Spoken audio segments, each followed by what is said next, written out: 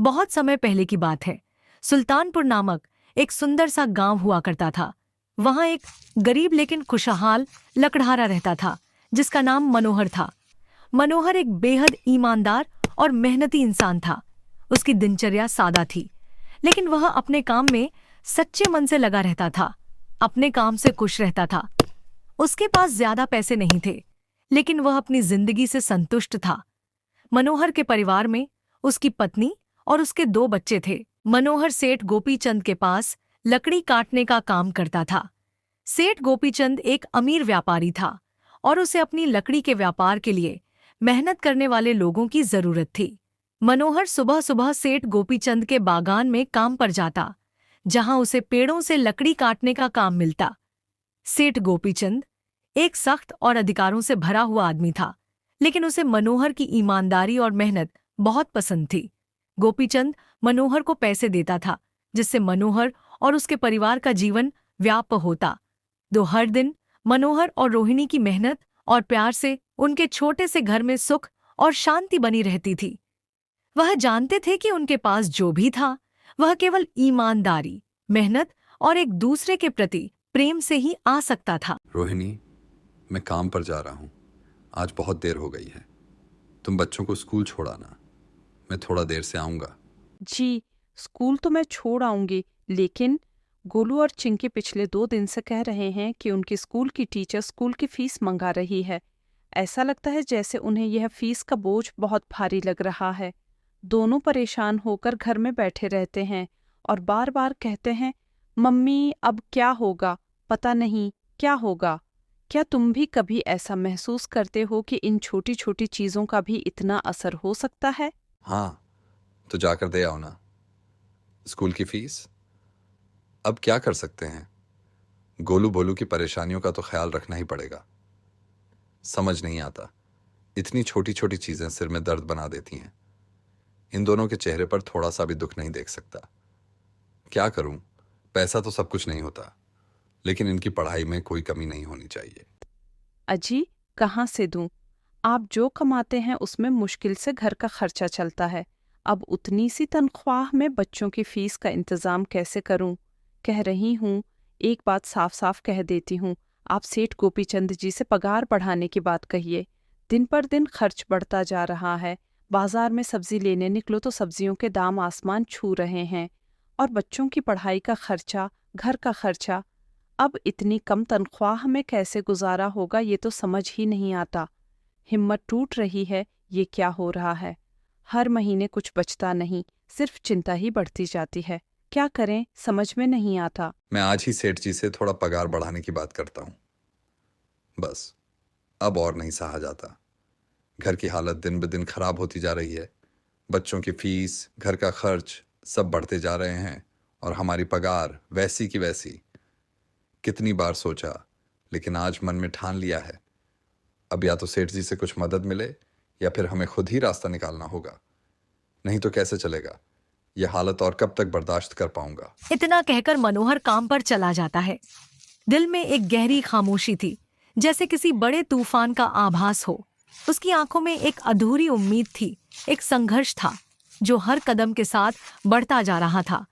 इस बार उसे सच में लग रहा था कि कुछ बदलना चाहिए, लेकिन फिर भी मन में यही सवाल था कि क्या ये सब सच में बदल पाएगा। काम पर जाते हुए उसके कदम भारी थे, जैसे उम्मीदों का बोझ और जिम्मेदारियों का दबाव उसके साथ चल रहा हो। अरे भाई, आज तो पगार का दिन है। देखो, अब ये सेठ गोपीचंद कोई ना कोई लोचा जरूर करेगा। हमेशा कोई ना कोई बहाना बनाकर पगार कम कर देता है। पिछले महीने तो उसने मेरी आधी पगार काट ली थी, ये कहकर कि जो मैंने गोपीचंद जी से उधार लिए थे उसका ब्याज बढ़कर 1000 हो गया है। इसलिए मैं तुम्हारी पगार में से 1000 काट रहा हूँ। अब क्या बताऊँ, इतनी मेहनत करने के बाद भी ये हाल, कुछ समझ नहीं आता। कोई दिन तो ऐसा आए जब मेरी मेहनत का सही फल मिलेगा। क्या मुझे भी कभी ये सम्मान मिलेगा? हाँ, सूर्या भाई, तुम एकदम ठीक कह रहे हो। यह सेठ गोपीचंद ना एक नंबर का चालाक और लालची इंसान है। एक तो दुगना काम ले लेता है और बदले में पैसे भी पूरे नहीं देता। हर बार नए नए बहाने बनाकर पैसे काटता रहता है। कितनी बार खुद को समझाया कि इस इंसान से उम्मीद रखना बेकार है, लेकिन फिर भी कभी न कभी उम्मीद की एक किरण होती है। अब तो दिल में सिर्फ गुस्सा और निराशा भर चुकी है। ये तो इंसान की मेहनत और ईमानदारी का मजाक बना रहा है और मैं कुछ नहीं कर पा रहा। हाँ भाई, मेरे भी। अगली बार जब सेठ गोपीचंद ने पगार काट ली थी तो दिल में गुस्सा और हताशा का तूफान उमड़ आया था। मैंने बस 2 छुट्टी ली थी जब मेरी बिटिया बहुत बीमार थी, और इस गोपीचंद ने इस बात का फायदा उठाकर मेरी पूरी आधी पगार काट ली। ऐसा लग रहा था जैसे मेरी मजबूरी का पूरा फायदा उठाया है। उस समय तो दिल में यही ख्याल आया कि क्या इंसानियत नाम की कोई चीज बची है। बच्चे की बीमारी में भी मैंने सिर्फ अपने परिवार की चिंता की, और ये आदमी बिना किसी दया के मेरा खून चूसने पर तुला था। अब हर बार यही डर लगता है कि अगली बार फिर से कोई नया बहाना बना देगा। हे भगवान, बस सेठ जी इस बार मेरी पूरी पगार दे दे। बच्चों के स्कूल की फीस भी भरनी है, घर का खर्चा भी चलाना है। हर महीने यही डर लगता है कि क्या कुछ बच पाएगा या फिर सारा पैसा उधारी और बाकी खर्चों में ही चला जाएगा। अब तो मन में सिर्फ एक ही ख्वाहिश है, पगार पूरी मिले ताकि बच्चों की पढ़ाई की चिंता कम हो सके। मेरा दिल बस यही कहता है कि अगर इस बार भी पगार काटी तो मेरा क्या होगा? क्या मेरी मेहनत कभी सही मायने में अपने परिवार के लिए काम आएगी? ऐसे सभी लकड़हारे अपने काम पर लग जाते हैं। उनका चेहरा एक अजीब सी मजबूरी और संघर्ष की कहानी कह रहा होता है। हर दिन, हर पल, बिना किसी शिकायत के वे अपनी मेहनत करते हैं, जैसे उनके पास कोई दूसरा रास्ता नहीं होता। आंखों में थकान होती है, लेकिन फिर भी काम के प्रति निष्ठा दिखाई देती है। उनकी पूरी दुनिया बस उनके हाथों की कुल्हाड़ी और लकड़ी में समाहित होती है, और फिर भी दिल में यही ख्वाहिश होती है कि एक दिन उनका भी काम पहचान में आए, एक दिन उनकी मेहनत का सही फल मिले। काम करने के बाद लकड़हारे सेठ गोपीचंद के पास जाते हैं, और हर कदम उनके दिल में डर और उम्मीद दोनों होते हैं। जैसे ही वे सेठ के पास पहुंचते हैं, उनका चेहरा सूझा हुआ होता है। मन में यह सवाल होता है कि इस बार क्या होगा? क्या वह उनके मेहनत की कद्र करेगा या फिर कोई नया बहाना बनाकर उनकी मेहनत का मजाक उड़ाएगा? उनके दिल में हर बार यही उम्मीद होती है कि इस बार शायद सेठ थोड़ा दया दिखाए और मेहनत का सही मोल दे, लेकिन वही निराशा हर बार उनके चेहरे पर लहराती है। सेठ जी, महीना पूरा हो गया है, हमें हमारी तनख्वाह दे दीजिए। हम रोज सुबह से शाम तक इतनी मेहनत करते हैं, कभी नहीं शिकायत करते, बस इस उम्मीद में कि महीने के अंत में हमें हमारे हक की मेहनत मिलेगी। हम भी इंसान हैं, हमारी भी ज़रूरतें हैं। बच्चों का स्कूल, घर का खर्च, कहाँ से होगा सब? इस बार तो कोई बहाना मत बनाइए, बस हमारी मेहनत का सही मूल्य दीजिए सेठ जी। यह शब्द एक तरह से विनती और हिम्मत की हद तक पहुंचे हुए होते हैं। जब उन लकड़हारों का दिल भरकर निकलता है, तो बस यही एक छोटी सी उम्मीद होती है कि शायद आज तो सेठ कुछ सही करेगा, उनका पसीना और मेहनत बेकार नहीं जाएगी। देखो भाइयों, अभी मेरे पास तुम्हें देने के लिए पैसे नहीं है। अभी माल नहीं बिका है, सारा माल गोदाम में ही पड़ा हुआ है। कल या परसों तक तुम्हें तुम्हारी तनख्वाह मिल जाएगी, बस थोड़ा इंतजार करो। सेठ गोपीचंद की बातों में एक तरह की लापरवाही और हल्की सी तसल्ली होती है, जो उनके चेहरे से झलकती है। वह समझते हैं कि सेठ की बातों में हमेशा कोई न कोई बहाना छिपा होता है। पर सेठ जी, अभी हमारे पास बिल्कुल पैसे नहीं बचे हैं। घर का भी सामान लाना है, बच्चों की फीस भरनी है। क्या करें समझ नहीं आता। हर दिन काम करते हैं पर फिर भी कोई सहारा नहीं मिलता। हमारे पास अब और इंतज़ार करने की ताकत नहीं है। अगर आज भी पगार नहीं मिली तो घर कैसे चलेगा? बच्चों को स्कूल भेजने के लिए पैसों की सख्त ज़रूरत है, और घर का राशन भी ख़त्म होने वाला है। यह हालत अब सच में मुश्किल होती जा रही है सेठ जी। हम भी इंसान हैं, हमारी भी कुछ ज़रूरतें हैं, कुछ जिम्मेदारियां हैं। अरे, मैंने कहा तो सही, 1-2 दिन और रुक जाओ, कल या परसों तक पैसे मिल जाएंगे। अभी मेरे पास पैसे नहीं है। सेठ गोपीचंद की बातों में फिर से वही ढीली ढाली तसल्ली छिपी हुई थी। लकड़हारे का दिल अब भारी हो चुका था, उसकी उम्मीदें और टूटने लगी थीं। हर शब्द, हर वादा अब बोझ सा महसूस हो रहा था। सभी लकड़हारे निराश मन से अपने अपने घर आ जाते हैं। उनके कदम भारी होते हैं, जैसे कोई अपार बोझ उनके दिल पर हो। पूरे दिन की मेहनत के बाद जब तनख्वाह का कोई आसरा नहीं मिलता तो घर लौटते हुए उनकी आंखों में एक अजीब सा खालीपन होता है। अजी, क्या हुआ? इस बार कितना पगार मिला है? कुछ नहीं, वही पुरानी बात है। सेठ गोपीचंद ने कहा है कल या परसों तक मिल जाएगा, लेकिन इस बार तो सच में उम्मीद भी खत्म होती जा रही है। तुम कहते हो हर बार अगले दिन मिल जाएगा, लेकिन अब यह इंतजार हमें और नहीं सहा जाता। बच्चों के स्कूल की फीस भी है, घर का राशन भी खत्म हो रहा है। कब तक ऐसे ही जिएंगे? क्या हमारे हालात कभी ठीक होंगे? पगार नहीं मिला, आपको तो पता है ना, बच्चों की फीस भरनी है। इनकी स्कूल टीचर ने आज साफ साफ चेतावनी दे दी है कि अगर कल फीस नहीं लाई तो बच्चों को घर पर ही बिठा लेना। क्या हम हमेशा इसी तरह हाथों में खालीपन लिए जीते रहेंगे? कब तक यही चलता रहेगा? क्या करूं अब? बच्चों को स्कूल से बाहर कर देना, ये मुझे कभी नहीं सहा जाएगा। रोहिणी के चेहरे पर चिंता का साया था, लेकिन वह चुपचाप खड़ी थी, जैसे उसे भी समझ नहीं आ रहा था कि क्या कहे।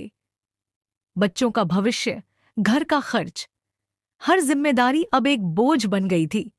दिल में वही सवाल था, कब तक यह सब चलेगा? ऐसे ही 2 दिन गुजर जाते हैं और उन 2 दिनों में सिर्फ इंतजार और उम्मीद की घड़ी होती है। वक्त जैसे रुक सा जाता है। दिन तो कटते हैं, लेकिन मन में बेचैनी कभी खत्म नहीं होती। सब लोग गोपीचंद के घर जाते हैं। 2 दिन बाद सेठ गोपीचंद ने सबको पगार दे दिया। अरे सूर्या, यह ले अपनी इस महीने की पगार। सेठ जी, ये तो बस 5,000 है। मैंने तो इस महीने 7,000 तक का काम किया है। हाँ, काम तो किया है, लेकिन तूने 1-1 घंटे आराम भी तो किया है। ये पैसे उसी आराम के कांटे हैं। पर सेठ जी, आपने तो कहा था 8 घंटे काम के और महीने में 7,000 मिलेंगे। मैंने तो 8 घंटे काम किया और 1 घंटे आराम भी किया। देख सूर्या, मुझे ज्यादा हिसाब किताब ना समझा। ये 5,000 रख, अगर चाहिए तो, और अगर नहीं चाहिए तो कहीं और काम ढूंढ ले। यह ठीक है सूर्या कि आराम की भी जरूरत होती है, पर अगर पूरी तरह से अपने काम में लगकर थोड़ा और समर्पण दिखाओ तो वो समय का हर मिनट तुम्हारे लिए फायदेमंद होगा। और वैसे भी काम की गुणवत्ता ही असल मेहनत होती है, न कि सिर्फ समय। बेचारे सूर्या के पास उन पैसों को लेने के सिवाय और कोई रास्ता नहीं था। उसकी आंखों में गहरी निराशा और असमर्थता का भाव था।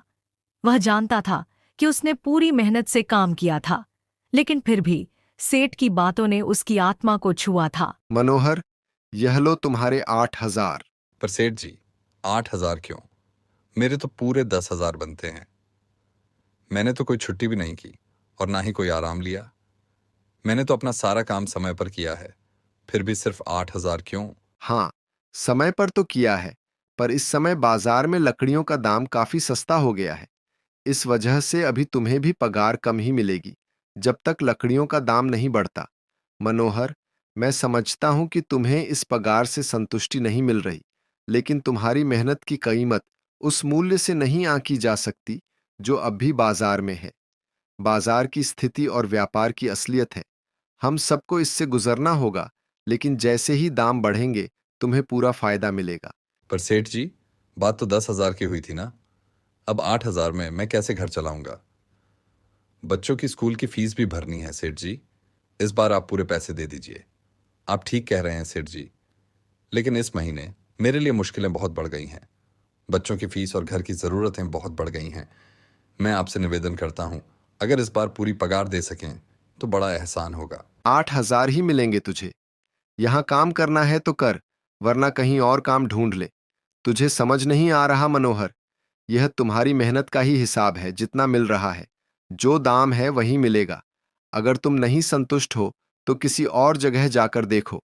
मुझे तुम्हारी हालत समझ आती है, लेकिन इस वक्त और कुछ नहीं किया जा सकता। मनोहर का दिल धक से रह गया, जैसे उसके पूरे जिस्म में थकान और निराशा की लहर दौड़ गई हो। वह जितनी मेहनत करता, उतनी ही अधिक उम्मीदें थीं। बेचारे मनोहर के पास उन पैसों को लेने के सिवाय और कोई रास्ता नहीं था। उसकी आंखों में दर्द और निराशा की गहरी छाया थी, जैसे उसके आत्मविश्वास के सारे धागे धीरे धीरे टूटते जा रहे हों। उसने अपनी पूरी ताकत लगा दी थी, मेहनत की थी, लेकिन फिर भी वह सब कुछ महसूस कर रहा था। वह कहीं न कहीं हार रहा था। सब लोग गोपीचंद के घर से बाहर आ गए। उनके चेहरों पर मिश्रित भावनाएं थीं। कुछ के चेहरे पर निराशा थी, तो कुछ की आंखों में असमर्थता और चिंता की झलक साफ थी। अरे भाई, ये सेठ गोपीचंद एक नंबर का बेईमान इंसान है। सारे पैसे अपनी जेब में भर लेता है और बहाने बनाता है कि लकड़ियों के दाम सस्ते हो गए हैं। देख लेना, हम गरीबों की किसी ना किसी दिन इसे ज़रूर हाई लगेगी। अगर हम सब मिलकर आवाज़ उठाएं तो शायद उसे अपनी गलती का एहसास हो, लेकिन आज नहीं तो कल यही बेईमानी इसे खुद पर भारी पड़ेगी। नहीं सूर्या, ऐसे नहीं कहते। वह हमारे अनन्यदाता हैं। आखिर उन्हीं के वजह से तो हमारा घर चल रहा है। समझो सूर्या, हमारी जिंदगी में हालात हर समय बदलते हैं, लेकिन कभी कभी हमें वो चीज़ें समझनी पड़ती हैं जो तुरंत हमें नहीं दिखती। गोपीचंद की मदद से ही हम आज इस स्थिति में हैं और हमारे पास यही एक रास्ता है। अरे काहे का अन्नदाता, काम के पूरे पैसे तो देता नहीं है। पूरे महीने मेहनत करके भी क्या मिलता है? बस ये 8,000। इसमें घर खर्च कैसे चलाएं? ऐसे तो हम कभी तरक्की नहीं कर पाएंगे। कभी तो हमारी मेहनत का सही मोल मिलना चाहिए। हम रोज़ काम करते हैं, अपना पसीना बहाते हैं, लेकिन फिर भी हमारी ज़िंदगी में कुछ नहीं बदलता। कैसे तरक्की करेंगे हम? अगर यही चलता रहा तो कभी भी हम अपनी स्थिति नहीं बदल पाएंगे। सिर्फ हमारी मेहनत ही नहीं, हमारी उम्मीदों को भी वह कुचल देंगे। सूर्या का दिल भर आया था, जैसे उसका धैर्य अब जवाब दे गया हो। उसकी आंखों में एक खामोश आक्रोश था जो अब फूट पड़ा था। वह पूरी मेहनत से काम करता था, दिन रात अपने परिवार के लिए संघर्ष करता था, लेकिन फिर भी उसे जो मिल रहा था वह बहुत कम था। और हम कर भी क्या सकते हैं सूर्या? हमें लकड़ी काटने के सिवा और कोई काम कहाँ आता है? और अगर कोई काम खोलना भी चाहें तो उसके लिए हमारे पास इतने पैसे कहाँ हैं? अब जो भी हो, हमारा तो बस यह सेठ गोपीचंद ही सहारा है। गोपीचंद ही हमारा सहारा है। हम चाहे जितना भी मेहनत करें, अंत में यही हमारे पास रहता है। कुछ देर बातें करने के बाद सब के सब अपने अपने घर की ओर निकल पड़ते हैं। उनके कदम भारी थे, जैसे उनकी पीठ पर दिन भर की थकान और दिल में ढेरों अनकहे सवाल लदे हुए हों। हर किसी का चेहरा कुछ ज्यादा ही उदास और थका हुआ सा था। मनोहर घर पहुंचते ही कुछ देर के लिए चुप खड़ा रहा। जी आ गए आप। कितनी पगार मिली है? इस बार सेठ जी ने बस 8,000 ही दिए हैं। मनोहर ने थकी हुई आवाज में कहा, और उसकी आंखों में एक गहरी निराशा थी, जैसे उसने अपनी पूरी उम्मीद और मेहनत उन पैसों में ढलते हुए देखी हो। बस 8,000? इतने में कैसे घर चलाएंगे? बच्चों की फीस में ही 6,000 निकल जाएंगे, फिर 2,000 में क्या करें? इतने में तो कुछ भी नहीं हो सकता। फिर घर के खर्चे, राशन, बच्चों की ज़रूरतें, सब कुछ बहुत मुश्किल हो जाएगा। अब मैं क्या कहूँ रोहिणी, अब तुम्हें इसी में ही गुजारा करना होगा। तुम सबसे पहले बच्चों की फीस भर देना, इसके बाद बाकी का मैं देखता हूँ। अजी, आप क्या देखेंगे? सेठ जी से पूरे पैसे तो मांगे नहीं गए। अब आपसे क्या उम्मीद करें? हम ही कितनी बार समझा चुके हैं कि हमें पूरा हक चाहिए। रोहिणी की आवाज में हल्की सी नाराजगी और निराशा थी, जैसे उसने अंदर से बहुत कुछ सह लिया हो और अब उसे समझने की जरूरत हो। नहीं रोहिणी, मैंने सेठ जी से पैसों के लिए कहा था, पर सेठ जी ने साफ इनकार कर दिया और कहा, यह लेना है तो लो, वरना कहीं और काम ढूंढ सकते हो। हम लोग क्या कर सकते हैं रोहिणी? यह तो बहुत गलत है मनोहर। तुमने इतनी मेहनत की, फिर भी उन्होंने साफ मना कर दिया। क्या यह ठीक है? मैं सोच रहा हूं कि लकड़ी काटने के बाद कहीं और भी काम ढूंढ लूं। सेठ जी के यहां से काम करने के बाद मैं दूसरी जगह पर काम करूंगा। इससे कुछ ज्यादा आमदनी हो जाएगी। आज ही मैं सेठ जी के यहां पर काम करने के बाद और भी जगह काम ढूंढने जाऊंगा। कुछ तो बदलना चाहिए रोहिणी। मैं नहीं चाहता कि हम हर महीने इसी तरह से फंसे रहें। अब मुझे अपने लिए भी कुछ करना होगा और शायद यही वक्त है जब मुझे कुछ नया शुरू करना चाहिए। तुम तो बहुत मेहनत करते हो, लेकिन फिर भी क्या इससे हमारे हालात सुधर पाएंगे? जो भी फैसला तुम लो, मैं तुम्हारे साथ हूँ। मैं तुम्हारे साथ हूँ मनोहर। इतना कहकर मनोहर धीरे धीरे घर से बाहर निकल जाता है। उसके कदम भारी थे, जैसे उसकी जिंदगी का कोई अहम मोड़ आ गया हो। और जैसा कि मनोहर ने कहा था, वह गोपीचंद के यहाँ काम करने के बाद काम की तलाश में निकल जाता है। उसकी आंखों में एक अदृश्य संघर्ष था और कदमों में वह थकावट जो सिर्फ शारीरिक नहीं बल्कि मानसिक भी थी। हर कदम बढ़ाते हुए उसके मन में घर के खर्चों, बच्चों की फीस और उनके भविष्य की चिंता घुमड़ रही थी। वह जानता था कि अब उसे अपनी किस्मत खुद बनानी होगी, क्योंकि गोपीचंद के यहाँ और भी उम्मीदें थीं जो कभी पूरी नहीं हो सकती थीं। मनोहर पूरे गांव में काम ढूंढता है, लेकिन उसकी मेहनत का कोई फल नहीं मिलता। वह दुकानों दुकानों पर जाकर लोगों से काम मांगता है, लेकिन हर बार उसे केवल निराशा ही हाथ लगती है। हमारे पास कोई काम नहीं है, हमें भी मुश्किलें आ रही हैं। हर बार यह जवाब सुनते हुए उसका दिल और ज्यादा टूटता गया। अंत में थक हार कर मनोहर वापस जाने लगता है। उसका शरीर थका हुआ था और आंखों में वही उदासी और निराशा छाई हुई थी।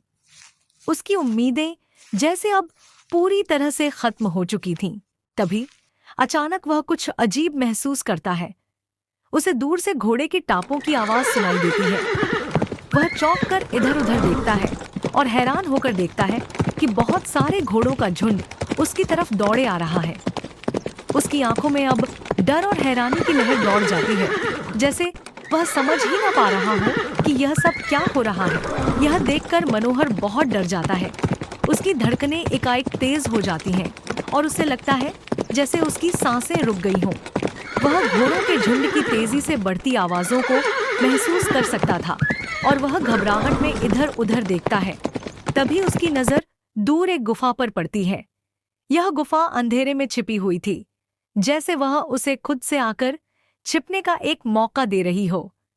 मनोहर को राहत की एक हल्की सी लहर महसूस होती है। मनोहर घबराए हुए कदमों से गुफा की ओर दौड़ता है। जब घोड़ों का झुंड आखिरकार गुफा के पास से निकल जाता है, तब मनोहर की जान में जान आती है। वह गुफा के अंधेरे में चुपचाप खड़ा था। ठहलित से, हे भगवान, आज तो बाल बाल बच गया मैं, वरना आज तो मैं इन घोड़ों के पैरों तले तो कुचला ही जाता। पर यह मैं कहाँ आ गया? जो भी हो, मुझे अब इस गुफा में कुछ समय बिताना होगा और फिर देखना होगा कि आगे क्या करना है। मनोहर यह सब सोच ही रहा था कि तभी उसकी नजर गुफा में रखी एक टोकरी पर पड़ जाती है। वो टोकरी इतनी अजीब थी जैसे किसी गहरी रहस्य से भरी हो। मनोहर दिल में एक अजीब सी हलचल महसूस करता हुआ धीरे धीरे उस टोकरी के पास बढ़ता है। हर कदम के साथ उसका दिल धड़कता जा रहा था, जैसे कुछ बड़ा होने वाला हो। हे भगवान, आज तो मैं बाल बाल बच गया, वरना आज तो मैं इन घोड़े के पैरों तले आ जाता। सोचो, अगर थोड़ी सी देर और हो जाती तो क्या हो जाता। अब तो दिल ही बैठ गया था। फिर भगवान का धन्यवाद कि मैं बच गया, नहीं तो ओ, डर ही लग रहा है बस। ये कैसी गुफा है, ये कैसी टोकरी है? इसे मैं घर ले जाता हूँ, सामान रखने के काम आ जाएगी। वह अपने डर को छोड़ने की कोशिश करते हुए टोकरी को धीरे से उठाने की कोशिश करता है। मनोहर जैसे ही उस टोकरी को हाथ लगाता है, अचानक गुफा में से एक तीव्र और गूंजती हुई आवाज आती है। उसकी रीढ़ तक कांप जाती है और उसका दिल एक झटके से रुक सा जाता है। वह तुरंत पीछे हटता है। उसकी धड़कन तेज हो जाती है। रुक जाओ, इसे छूने की कोशिश मत करो। मनोहर धीरे धीरे अपनी सांसों को थामते हुए पीछे हटता है। उसकी आंखों में भय और उलझन के अलावा एक अनजानी जिज्ञासा भी थी, जो उसे इस अंधेरे रहस्य में और भी घसीटने की कोशिश कर रही थी। तभी अचानक गुफा के अंधेरे में से एक तेज रोशनी निकलती है और मनोहर की आंखें चौंधियाने लगती हैं। रोशनी के बीच से एक विशाल देवता प्रकट होता है, जिसकी आंखों में आग सी जल रही थी और उसकी भुजाएं इतनी लंबी और मांसल थीं कि जैसे वे गुफा की दीवारों को छूने जा रही हों। और वह देवता अपनी गहरी गर्जन युक्त आवाज में मनोहर से कहता है, कौन हो तुम और मेरी गुफा में क्या कर रहे हो? क्या तुम समझते हो कि तुम यहां बिना किसी कारण के आए हो? मैं बस यहाँ कुछ नहीं जानता। मुझे माफ करना। आप जो भी हो, कुछ घोड़े का झुंड मेरे पीछे पड़ गया था और उनसे बचने के लिए मैं इस गुफा में आकर छिप गया और फिर मेरी नज़र इस टोकरी पर गई। माफ कीजिए, मुझे लगा कि यहाँ कोई नहीं है, तो ये टोकरी किसी की नहीं होगी, इसीलिए मैंने इसे छुआ। मनोहर, तुम्हें डरने की जरूरत नहीं है। मैं तुम्हारे बारे में सब जानता हूं। मेरी नजर एक बार भी जिस पर पड़ जाती है, मैं उसका इतिहास अपनी खुली आंखों से देख सकता हूं। मैंने तुम्हें नहीं देखा, बल्कि तुम्हारे डर को महसूस किया है। मैं तुम्हारी इच्छाओं, तुम्हारे डर और तुम्हारे हर फैसले को जानता हूं। तुम्हारी यात्रा की शुरुआत से लेकर आज तक मैं तुम्हारे हर कदम को देखता रहा हूं। पर आप हैं कौन? आप सच में सब कुछ जानते हैं? आप इतने विचित्र क्यों दिखाई पड़ रहे हैं? अपना परिचय दीजिए। कौन हैं आप? मैं एक देवता हूं। मैं वह हूं जो समय और स्थान से परे है। वह हूं जिसे तुम देवता या भगवान कहते हो। मैं तुम्हारी दुनिया के सबसे पुराने रहस्यों में से एक हूं, और वही हूं जो तुम्हारी राह पर आए बिना तुम तक नहीं पहुंच सकता था।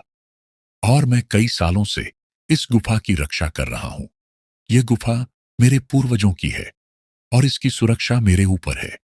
इस गुफा में केवल वही इंसान घुस सकता है जिसका मन बिल्कुल पवित्र हो।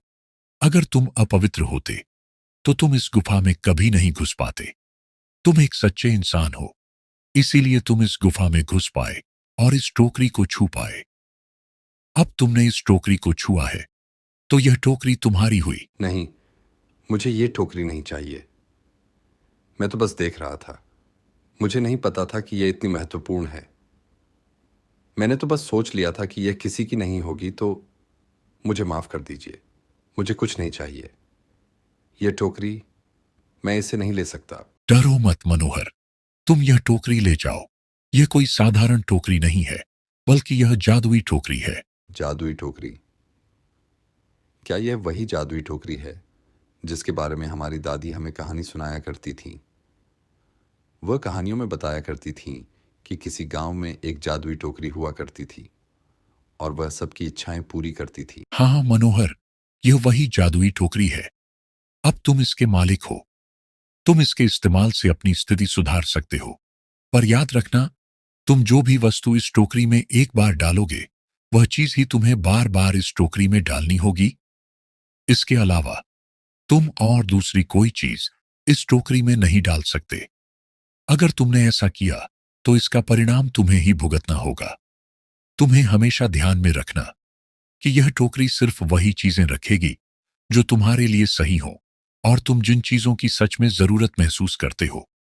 सोच समझकर और बिना लालच के इस टोकरी में वही सामान रखना जिसकी तुम्हें जरूरत हो, ताकि यह तुम्हारी मदद करे। क्या क्या मतलब है इसका?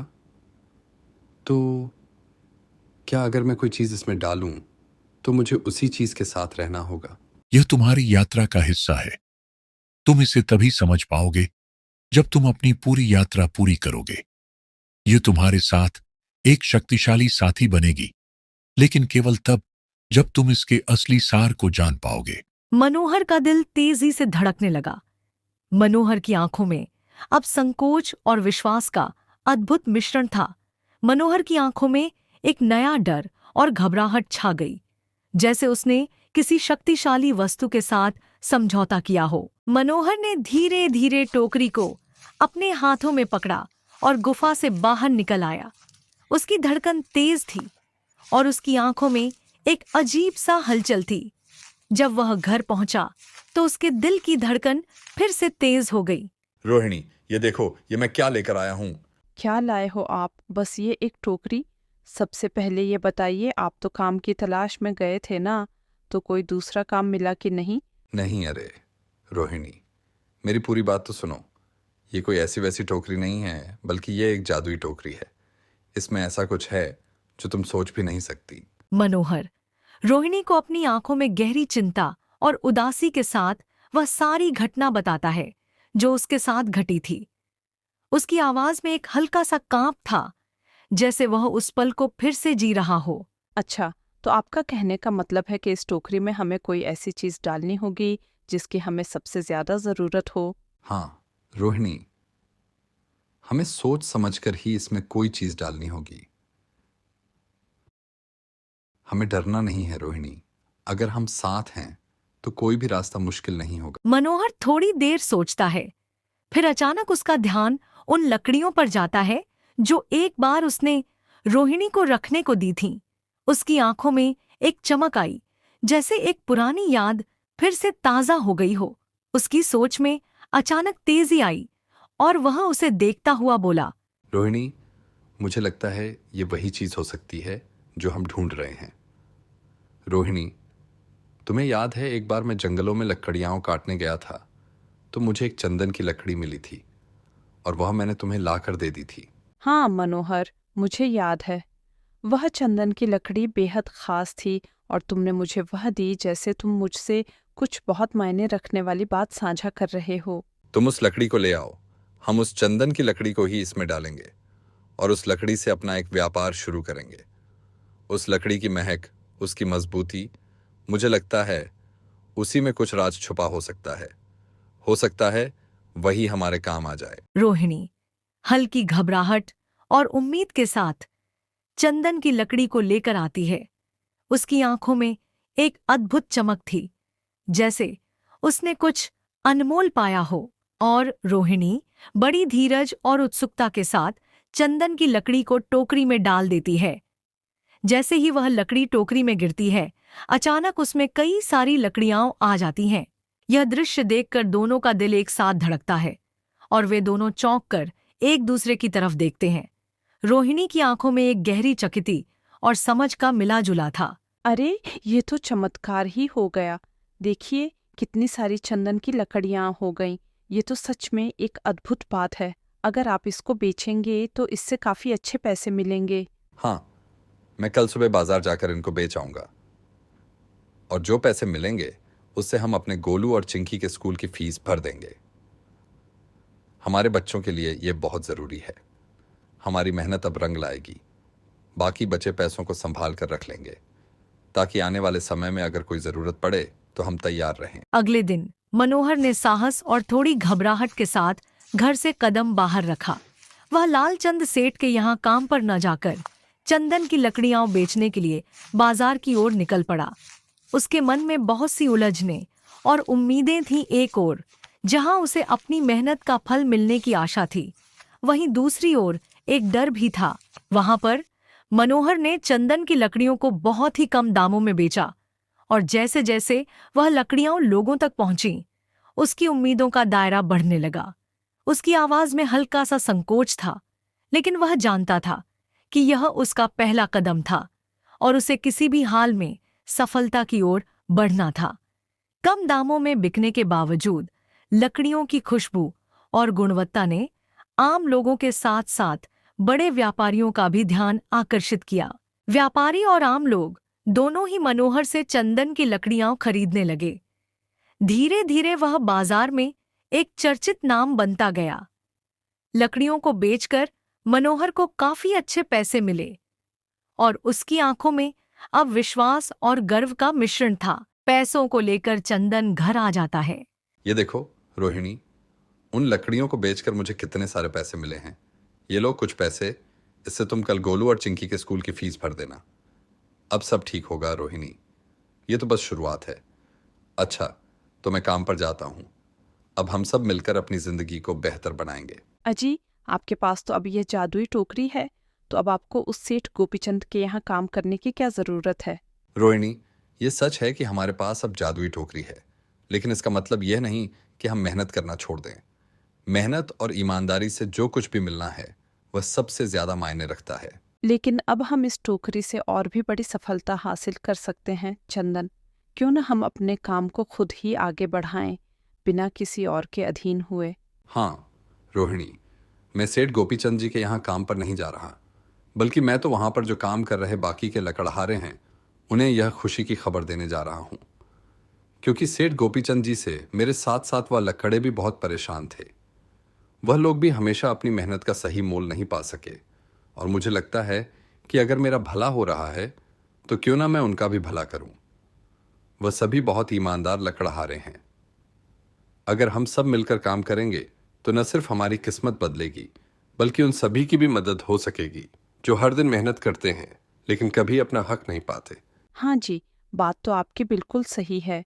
अगर आप सभी लोग एक साथ मिलकर काम करेंगे तो हम सब बहुत जल्द ही तरक्की हासिल कर लेंगे। अगर हम सभी अपनी मेहनत और ईमानदारी के साथ काम करेंगे तो कोई भी मुश्किल हमें रोक नहीं सकती। हम अपनी किस्मत खुद लिखेंगे और बहुत जल्द हमें उसका फल मिलेगा। मनोहर और रोहिणी की कहानी एक प्रेरणा है जो यह सिखाती है कि सच्ची मेहनत, ईमानदारी और एकता से कोई भी मुश्किल आसान हो सकती है। जब मनोहर ने अपनी मेहनत से चंदन की लकड़ियां बेचीं और उन पैसों से अपने परिवार की जरूरतें पूरी कीं, तो वह समझ गए कि जीवन में कभी हार नहीं माननी चाहिए। लेकिन सबसे महत्वपूर्ण बात यह थी कि उन्होंने अपनी सफलता का हिस्सा दूसरों के साथ साझा किया। उन्होंने सेठ गोपीचंद के साथ काम करने वाले लकड़हारों की मदद करने का फैसला किया, क्योंकि वह जानते थे कि किसी भी संघर्ष में अकेले सफल होना महत्वपूर्ण नहीं है, बल्कि दूसरों का भला करके ही सच्ची सफलता मिलती है। इस कहानी से यह सीखने को मिलता है कि अपनी मेहनत से सफलता पाने के बाद दूसरों की मदद करना और उन्हें भी उस सफलता का हिस्सा बनाना ही असली मानवता है।